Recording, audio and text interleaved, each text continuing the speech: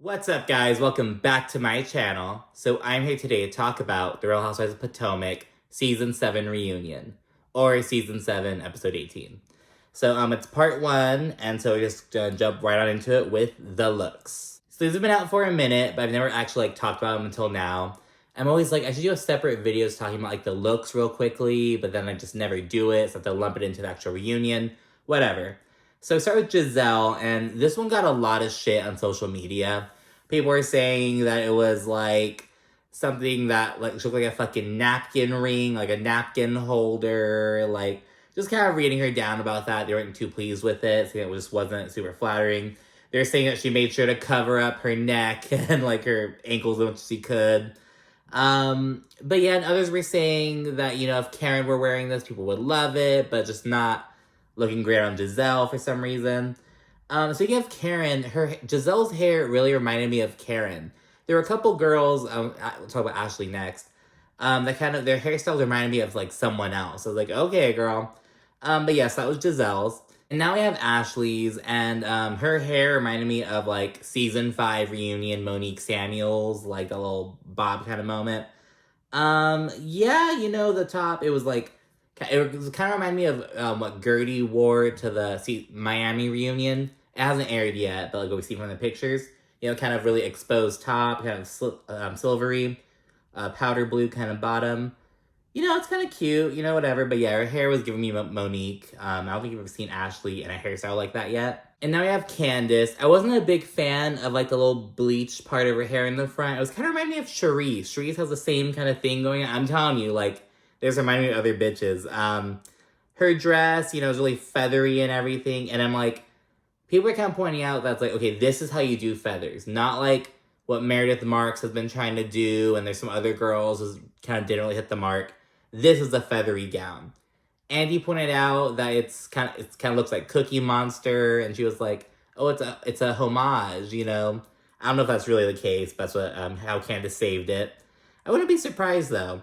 But yeah, so that was Candace's. And then with Robin's, I wasn't too impressed with the way the dress itself was looked, if you will. But I really like the color on Robin. That kind of teal turquoise blue on her I don't know, I really liked it. But yeah, the dress itself I wasn't really a fan of, to be honest.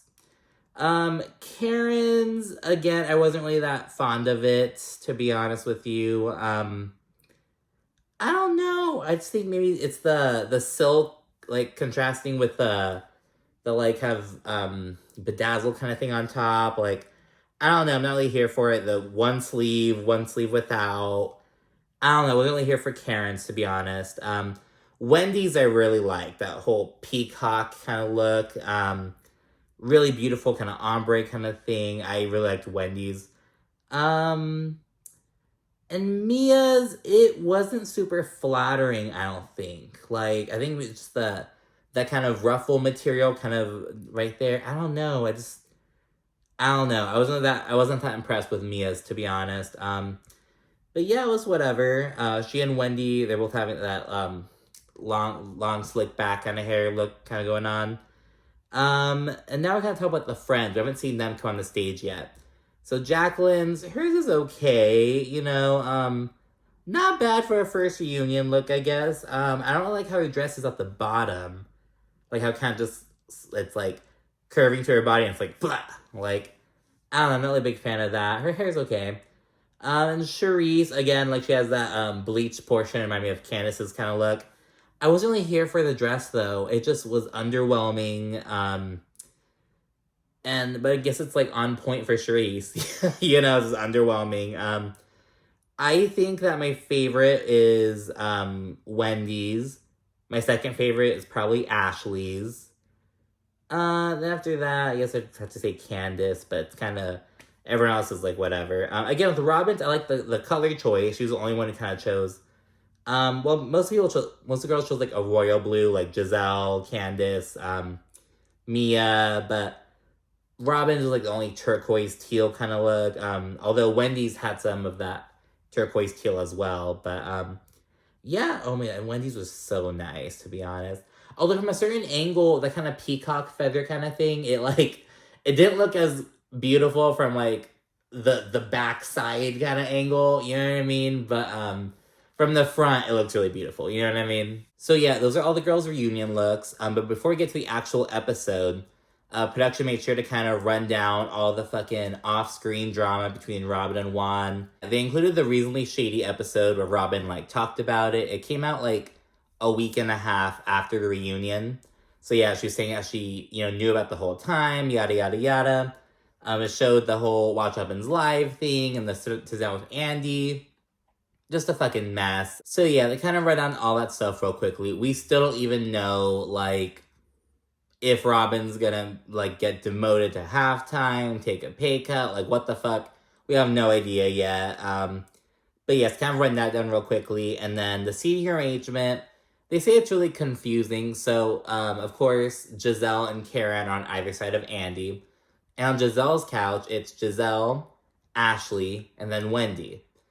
And on the other couch, it's Karen, Candace, Robin, and then Mia. So that's how it's kind of laid out so far. And the girls are kind of like, so Giselle's like, why is Wendy on the same couch as me? Like, what the fuck? And of course, Robin's near Karen, and, it's kind of, everyone's kind of still close to each other. And Andy kind of acknowledges that. It's like, look, like, we kind of try to, keep people who are feuding apart, but there's so many overlapping things that it just can't be held. But notably, Wendy and Mia are as far apart as they can be. It's probably priority. And then, of course, we have Giselle and Candace on different couches, Candace and Ashley on different couches. Yeah, Karen and Robin are still on the same couch. It's kind of weird, but we're gonna get to the Juan stuff later on. But, I mean, hey, gotta do what you gotta do. Andy said it's like a puzzle. We did our best. Fucking work with it.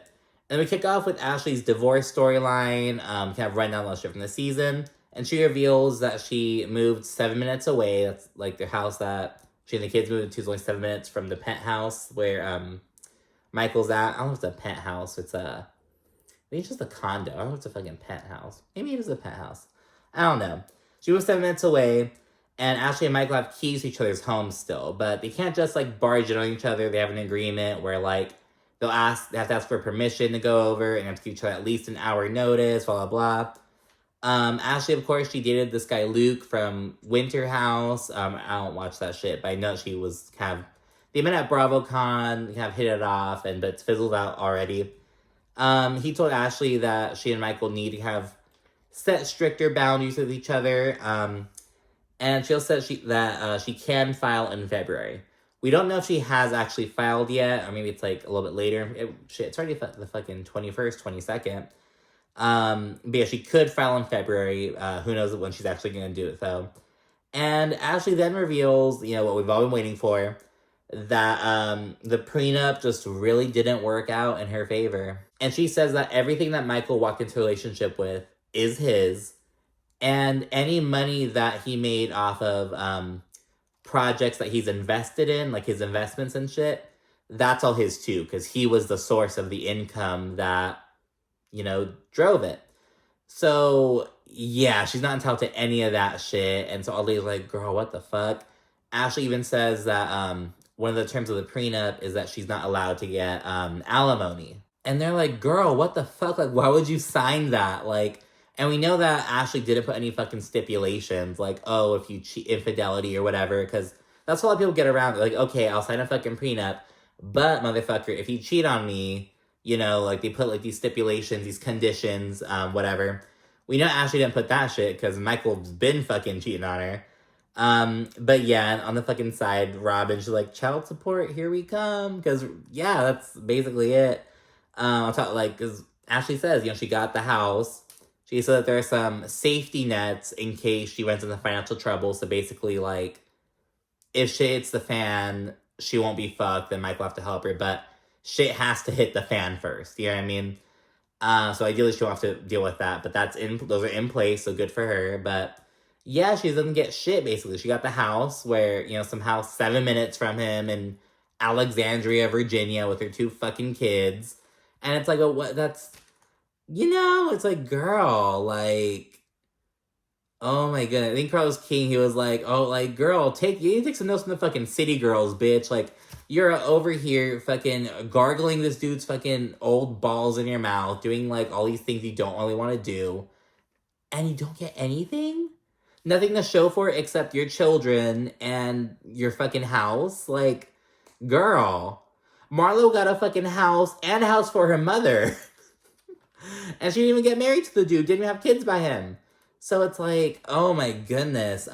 Yeah, she fucking dropped the bag. And Mia points this out because a viewer, they ask a question. They're like, oh, Ashley, like, admit that you really just want a divorce from Michael because the prenup's up. Like, you're able to now and benefit from it. Just admit you want to get that bag. And he's like, so what do you have to say to that, Ashley? And Mia's like, she didn't get the bag. And it's just like, that's the perfect way to say it, because like Ashley really dropped the ball, didn't get the bag, has nothing to show for it, and it's like, damn, bitch. But yeah, at least she has a house, at least she has it's like, she'll be fine, but it's like, all things considered, it's like, really, girl? And I don't think, because Ashley's an OG on this franchise, have we seen Ashley like do any serious moves? Like, business, like, has she like done anything? You know what I mean? Like, Gina in Orange County has a fucking skincare. Gina on Orange County. I don't know if you're an Orange County watcher, but that bitch has a fucking skincare line. Wendy on Potomac, she came out with a candle line in her second year on the show. Hell, even Giselle tried out every Hue Beauty, didn't work out. She has Reasonably Shady, which is doing pretty decently. You know, I don't know the numbers or anything, but like, people are talking about it. Of course, Eminem filed a fucking lawsuit, like trying to block a trademark lawsuit about it. That's separate shit. I don't think he'll win with that. Who knows though? I'm like, Slim Shady, Reasonably Shady is like, girl. But whatever. What I'm getting at is like, has Ashley even done anything, you know? And I don't think she has. And it's like, I don't know, girl. Like, hindsight's 2020, but it's like, girl, like, whatever. She then goes on to say how she didn't really want to be like a freak for Michael anymore, and she's like, you know, was one of the big issues with us. And then Mia chimes in, because Mia and Ashley lived kind of similar lifestyles. They were these rich older dudes, kind of just these party girls doing their thing, you know, having fun. But yeah, and so what Ashley was like, I don't really want to do this anymore, I have kids. Mia says that, yeah, you know, once you start a family with them, you know, your crazy sex antics kind of slow down a bit. But Mia says at the end of the day, she knew that she had to continue doing these things to keep her husband. And she says, and because that's not fair to him. Like, he fell in love with me as a woman who's a freak hoe. I have to stay being a freak hoe. That's basically what Mia's saying. And yeah, and then we get another viewer question, and it's so fucking shady. They're like, Ashley, like 3 or 4 seasons ago, you sat here and said that Candace was the least accomplished person on this show. Since then, Candace has released, you know, like an album, a deluxe version, her music career is taking off, blah, blah, blah. And you're sitting here struggling to afford a home. Is Candace the least accomplished person on this couch? Or is it you? And it's like, oh my God. Like, even Andy was like, wow, that was mean. But yeah, so they asked that, and Ashley's like, oh, you know, I did apologize to Candace for saying that, but I am an accomplished woman and no one's gonna make me feel otherwise, so nice try. And it's like, well, girl, like, are you? Like, you know what I mean? Like, Michael did help you, like, level up, but it's like, well, girl, like, what? And she is a reality star, but she isn't making moves. You know what I mean? You have to fucking be versatile. Like, you have to, you know, that's not like one of those fucking, like, have multiple streams of income, but it's like, as a public figure, you kind of have to, like, have investments and shit, try out, like, a little business somewhere, you know, you have rental properties, like, bitch, something. Like, I don't think Ashley has anything. And at this point, because of your question brought Candace into the conversation, Candace is like, I just want to say that I think it's really funny that when I came on this show, the people on the show at the time were like, oh, like, basically talking shit about how her mother helped her pay for the home. And she's like, and meanwhile, you know, Ashley's over here, like, scrambling to get something from Michael. Well, I will never have to do that because I have generational wealth. So Candace going into that, from jump, Candace has been like, these bitches are talking shit about me for, having generational wealth, for coming from like a family that can take care of me. But these are some kept ass bitches who need to rely on a man. So Candace kind of brings that up again. And yeah, Candace just reads Ashley down, and Ashley can't really say shit. She gets kind of defensive, and it's like, oh, I guess a sensitive subject for you still. And when my kids turn 30, they're gonna have a home in their own name. That's all Ashley can say. It's like, well, the house was in your mom's name. It was in your mom's name. It wasn't in your name. And it's like, well, girl, you wouldn't be able to pay for anything if it weren't for your association with Michael. So, whatever. They then cut to break, and Ashley has a little, hot mic moment of talking with Giselle. She kind of spills some tea about Luke. She says that he was kind of stringing her along, and blah, blah, blah. Just kind of venting about Luke. It's like, while they're on, commercial or whatnot. But yeah, so we do that, and then we come back, and we jump into Mia's Potomac move and her whole health scare storyline. We go back to all the social media stuff, like how she was saying how, oh, I have an appointment, I have to do, blood work at the Johns Hopkins Cancer Center, and all speculation around her health, and Giselle confronting her about it at Karen's spring fling party. And then they go into, towards the end of the season, because those are, the only two times we talk about Mia's health scare, the fucking beginning and the very end.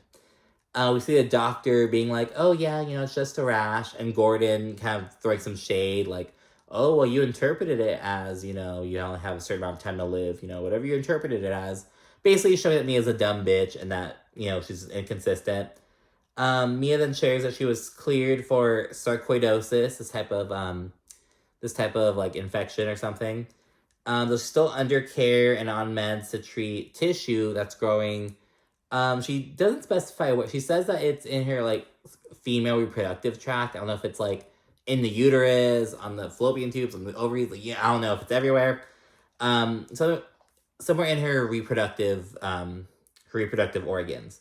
So she shares that, and then a viewer brings up Wendy's hypocritical hot mic moment from, God, this is episode 3 or 4, very early. It was when Wendy was giving Robin shit for questioning Mia's health scare or whatnot, but right afterwards telling a producer, oh, we all know she's lying.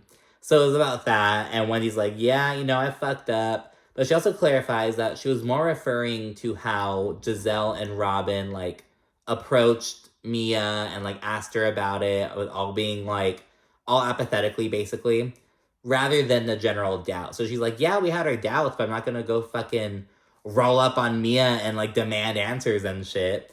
But Mia thinks that Wendy should have just said it to her face. She's like, you're being a fake snake like you are and just saying shit behind my back. And Wendy's kind of like, why the fuck would I, do that? And I kind of get, both of their perspectives, because Mia's like, bitch, you're on a reality show. You have some shit to say, just fucking say it, But Wendy's like, well, girl, I had my doubts, but I'm gonna, I had my suspicions, but I'm gonna give you the benefit of the doubt. I'm not just gonna, what the fuck? Why did it come up in your face? And so that's Wendy's perspective. And I kind of see both points of view. I'm like, you know what I mean? And regarding her reasoning, Wendy also brings up how, she's like, you said you went to go see a dermatologist, but if it's a cancer thing, you'd see an oncologist. Wendy's talking about how it just didn't really make sense. And Mia's like, well, I'm sorry. I would have loved to have the cameras come and have my, what'd she fucking say? Her opportunistic husband, film me in the hospital, blah, blah, blah, because that's what Wendy and Eddie did. He filmed her. She's in the hospital with her kidney stones. And so she has throwing shit at Wendy for that. And Wendy's like, honey, my husband was with me at 5 a.m. after my surgery. She's like, maybe your next husband will do that for you. And Andy's face, he's like, oh. But yeah, Mia just can't say shit. Wendy's with it, Anyways, Andy then gets into the shit and brings up how Gordon's brothers, basically took control of the businesses and ousted Mia and G. And he's like, how is this possible for them to take control of the business and oust you if you're the big boss CEO, as you claim? Because they revoked access. She says that G was voted out. It was like a 2-against-1 kind of thing. But then she's like, oh, but I was on the board as well. And they're like, okay, so you're on the board, so that makes it 4 members. Like, what happened? It's like, no, there's actually 8 members. And they're like, girl, what? Like, it's just so everywhere. Mia just cannot tell she's all over the fucking place. Doesn't make any fucking sense. When anyone, like, questions her, she's like, oh, no, that's how it works. Like, you just don't know business. And I'm like, well, bitch, you clearly don't know business either if you got fucking kicked out and got your... You know what I mean? Like, if anyone here does not know business, it's probably Mia Thornton. And yeah, everyone's literally laughing at Mia. And it was almost like... it was kind of like mean girly, but it's like, it was so deserved. Like, that's the thing. Like, it was so deserved. Like, everyone's laughing at her. The only one's not... Robin, who is right next to Mia, isn't laughing. She's kind of just asking questions, trying to get to the bottom of it, being inquisitive. And Karen is trying her best not to laugh. She ends up, like, breaking a smile at one point because Candace is in between Karen and Robin, just just laughing her ass off. Like, in pain, she's like, I can't laugh in this. Like, it's too tight. And so, but yeah, everyone's just dying. And Mia gets mad at all that shit. She's like, oh, I'm not gonna explain it to these girls. I'm just gonna laugh. It's not fucking funny. If you don't understand business, you don't understand business. And again, it's like, oh, bitch, I think damn near everyone here probably understands business better than... Maybe not Ashley, but yeah. Giselle then chimes in and adds that the whole situation just kind of looked a little embezzle-y. You know, like, did the guys kick you off because you guys were, like, siphoning money from there? And Mia's like, no, if I were doing that, I wouldn't come on the show. A la Jen Shaw, you know, kind of teaching everyone that lesson. So she brings that up, Mia denies it, and then Mia details her living situation. They sold all their rental properties because she was renting in Potomac, and they had some rental properties in Charlotte. They had to sell them all, and she moved somewhere else in North Bethesda, right around the same area as Potomac, just different city, different hamlet, whatever the fuck. And yeah, when asked about the Charlotte properties, like, why'd you have 2 rental properties in Charlotte?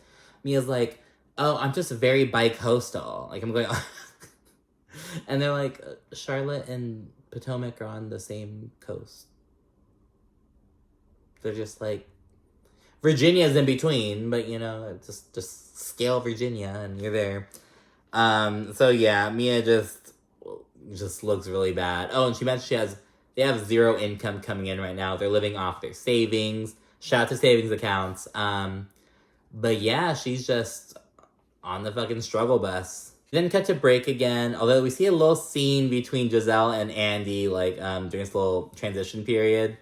And Giselle's like, I don't know if this is inappropriate, but have you ever been with a woman? And he's like, oh, no, I haven't, but I'm really curious. Like, I'm really curious about it.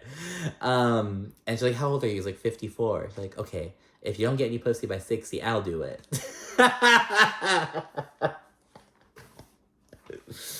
Andy loves Giselle so much. It's like, oh, but Andy likes Giselle, but production likes Wendy and Candace.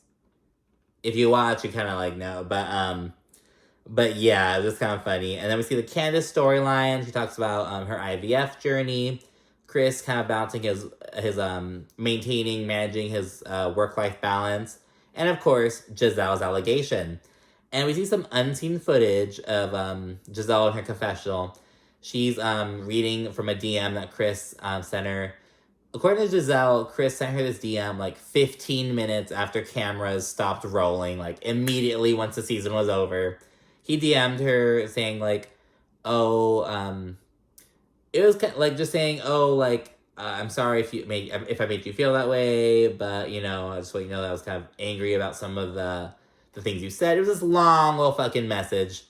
She only read this tiny little portion.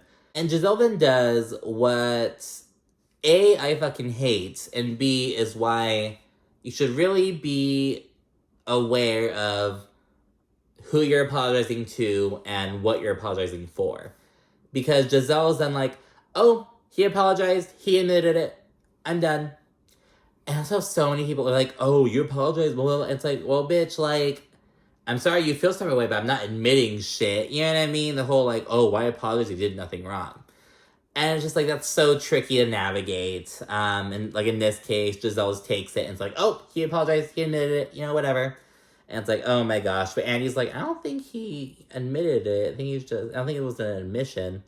And Candace then points out that this message was sent before, it was sent right in production wrap, so it's obviously before it started airing, before they kind of saw all this shit Giselle was talking on the show, basically. So she points that out, and she also uses Giselle calling Chris a sneaky link, as an example. Giselle then apologizes for this. She's like, okay, I didn't need to say that. Shouldn't have said that. But Candace tells her to shove it up her ass. She's not here for it. And I get it, because it's like, well, bitch, you brought this up on the second episode of the season, dragged it out. Now here, at the reunion, you're ready to fucking apologize and move on. Next season it'll probably be fucking Mia's husband. There's some more back and forth between them. Then Andy's like, okay, I want to move on. He asks Candace a viewer question about her IVF journey, and Candace is like, oh, it went really well. Candace says that they have 6 embryos on deck now, so it went really well. She'd have 6 kids if she wanted to. So talk about that. She's really happy, getting emotional. Then another viewer question is like, oh, Candace, why did you say that Giselle accused Chris of sexual assault when she didn't? Going back to the fucking Chris-Giselle bullshit. And Candace explains, she's like, okay, well, Giselle accused him of sexual assault when she was talking about how Chris was allegedly rubbing up on Deborah's booty at the fucking spring fling party. And Giselle's like, Ashley told, we all thought that's what Ashley meant. Apparently it was a miscommunication. But Giselle is the one who kind of brought it and told everyone. So everyone kind of thought that's what happened, but that wasn't the case. So yeah, Candace says that. And then Robin jumps in at this point. I don't fucking know why. She just sat there in her fucking teal dress. And she's like, okay, but can we just agree that it's probably not the best idea for a married man and a single woman to be together alone in a hotel room? Can you just agree with that? And it's like, after the fucking, all this shit between her and Juan came up about him allegedly out fucking paying for this bitch's hotel, but not doing anything, so stupid. It's like, Robin, shut the fuck up. And Chris called her out on fucking Twitter. He's like, let me go pay for some bitch's hotel room real quick. Fucking clown. Oh my god. Andy then says, this whole thing about, oh, Chris and Giselle were alone in a room together. He's like, it seems like something from the Victorian era. It just seems so unnecessary. And it's like, I agree, but, you can't be naive. And it's like, people still fucking think that way. The whole fucking, because at the same time, it's like, well, why can't I just be in the fucking, somewhere? I don't know. It's not that big of a deal, obviously. I don't know, girl. But, yeah, Andy brings that up, and it's like, well, it's clearly still, an issue, Because you can say, oh, it seems like the Victorian era, blah, blah. But then it's a fine line between being a fucking bitch who's in denial, like Robin and Juan. So, yeah, Andy brings that up, and then Giselle, she kind of tries to fuck things from the whole Giselle attacks families, blah, blah, blah, that whole narrative. Oh my gosh, Giselle just comes for families and husbands and blah, blah. Yeah. And she brings up how Candace would go in on, Michael Darby and Juan Dixon, just kind of talk shit about them. So she's like, you're always accusing me of, attacking families, but look at what you do. Look at how you attack families. But Candace is like, bitch, don't fucking point fingers. Take your own shit. And she's like, this is not an all lives matter moment. Take care of it yourself. And Candace goes in. She says that Giselle would rather malign people's families as opposed to, speaking on her own personal life. And she says that Giselle's dwindling uterus storyline was just right there, waiting to be put on TV, ready to fucking carry through a fucking storyline, but she didn't mention it. So, yeah, Candace went in, and it's to be continued. Not a lot of people like the dwindling uterus comment. A lot of others are like, girl, at this point, Giselle had it coming. I don't know, girl, I'm not going to speak on that, but it is what it is. And that's it for part 1. Thank you so much for watching, and be sure to stay tuned for more. Thanks again. Bye.